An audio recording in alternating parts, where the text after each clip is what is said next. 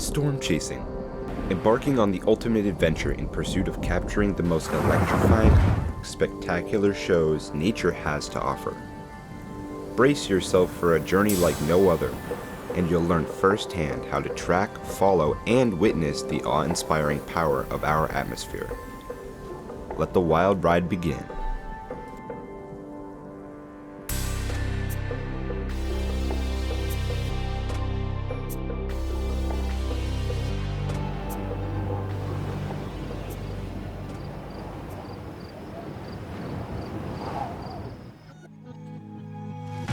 Whether you're out there for the science, the thrill, or just to see nature's beauty, storm chasing is a very dangerous job. Today, my goal is to get as close as possible as I can to a tornado. With a tornado now forming to my southeast, I decide to continue forward on Kisota 41, eventually hoping to catch the tornado as it approaches the river. A strong tornado, by the way. Very strong. I'm straight ahead of you pretty much, but I'm about to intercept this thing. The tornado makes a slight shift to the north, also decreasing the size of its wind field. I noticed this a couple minutes prior, so I decided to stop short of the bridge. Drill bit. Yeah. Alright, it's crossing the road right in front of me.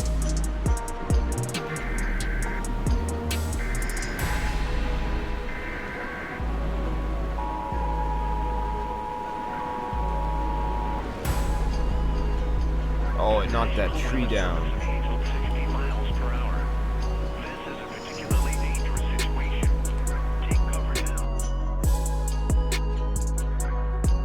Remember that tornadoes can change size, direction, shape, wind speed, all in the matter of minutes.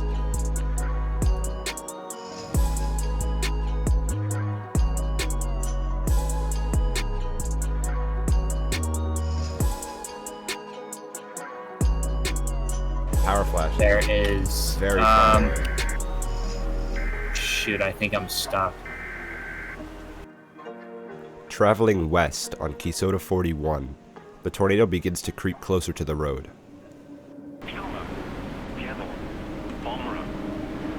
It's off to my left right now. Okay, I'm stopping. I'm deploying. Dropping down. Windows up. We're in it.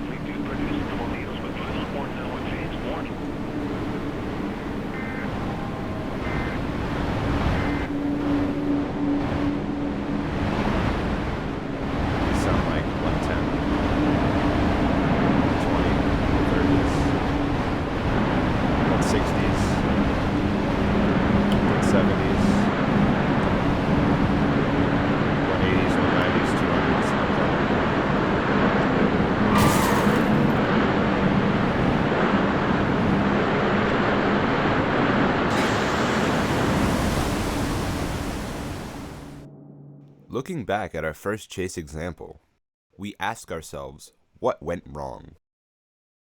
The main thing that gets storm chasers hurt is the fact that they don't know what's going on around them.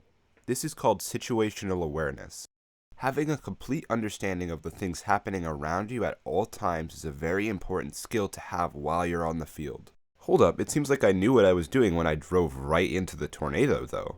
Actually, I didn't. Before deploying, I never checked the wind speed, I never checked the radar, and I didn't look at velocity, so I had no understanding of how strong the tornado actually was, where it was heading, and if I was safe or not deploying it.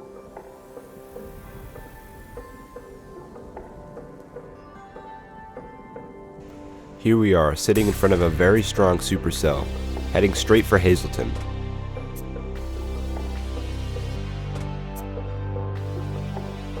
As we were watching this storm, it produces a large wedge tornado.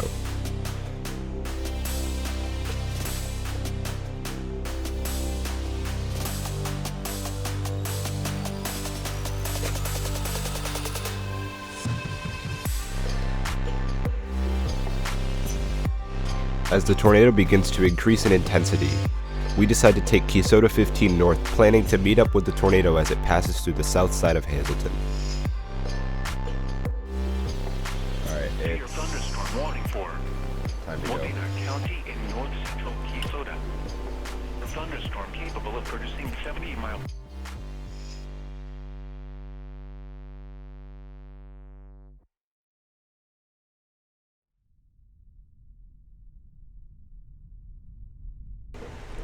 As the tornado begins to approach, power flashes begin to occur all around us.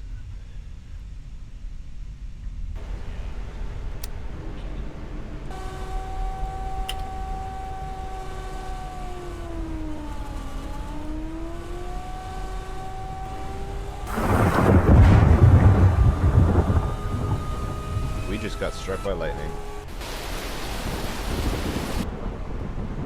I'm getting instant hail. We begin to lose all visibility, and quickly I have to enact an escape plan. With the tornado now crossing the road in front of us in the heavy rain, I decide to make a last-ditch turn to the south to meet with the new tornado heading to the east, as the old tornado begins to move off to the north. Having your escape route planned beforehand is a very important thing as well, because it allows you to quickly use it if you have to. And in this case, it works out perfectly.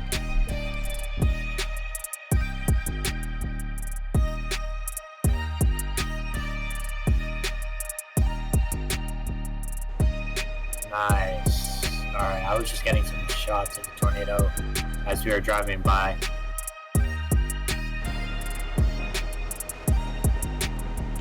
Oh my gosh, look at that. That is insane. I'm pulling over. Observing the left and right edges of the tornado relative to your position can also tell you which direction the tornado is heading. I'm going to talk about this more in a separate video in the future, but for now, while I was watching the tornado, I noticed it was heading right for me because the tornado was getting bigger but not moving left or right. My only escape option on this road is to turn around and head back to Minnesota 15. But this also provides me an intercept opportunity.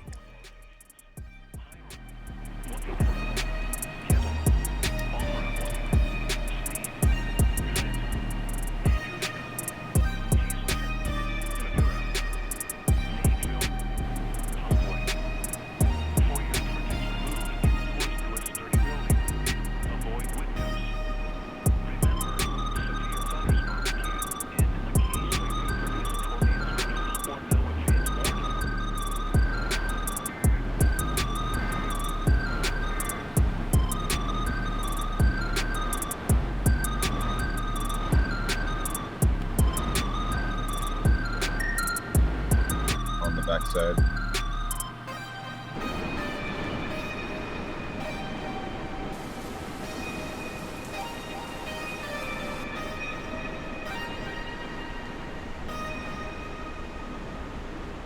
To reiterate, having an escape plan will always help you if you lose situational awareness. Signs that you've lost situational awareness are loss of visual, not knowing your location, or even the feeling that something just isn't right. You won't know until you're too close. How should I pick my escape plan? A lot of people say go south. A lot of people also say go east. But what's really the case here? In this example, a tornado touches down in Minnesota State Forest, moving northeast at 50 miles per hour. Stationed on the highway, watching, the tornado begins to turn towards the highway. In this example, a southern escape option is more likely to work, allowing for multiple positions to continue viewing the tornado after escaping.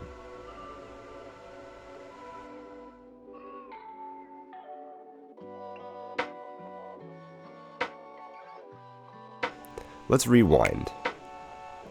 Again, the tornado is approaching the chaser, taking the southern escape option to the highway, and taking the entrance ramp back onto the highway to view the tornado as it moves off to the north and east again. But going south doesn't always work, and you'll see why here. In this example, a tornado forms just to the north of Hibbing, moving south and east towards Prior Lake. Paralleling the tornado as it begins to barrel down on my location, I have to decide an escape route. Heading south in this position would only put me farther into the path of the tornado. Instead, choosing the easterly direction would be much safer and put me out of the path of the tornado as I watch it head to the southeast. Let's watch this play out.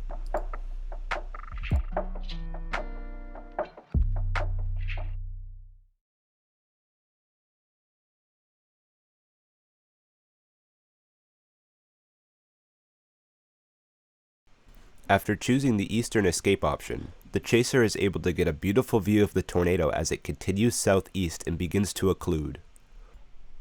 The best escape option is the escape route that takes you farthest away from the tornado's path.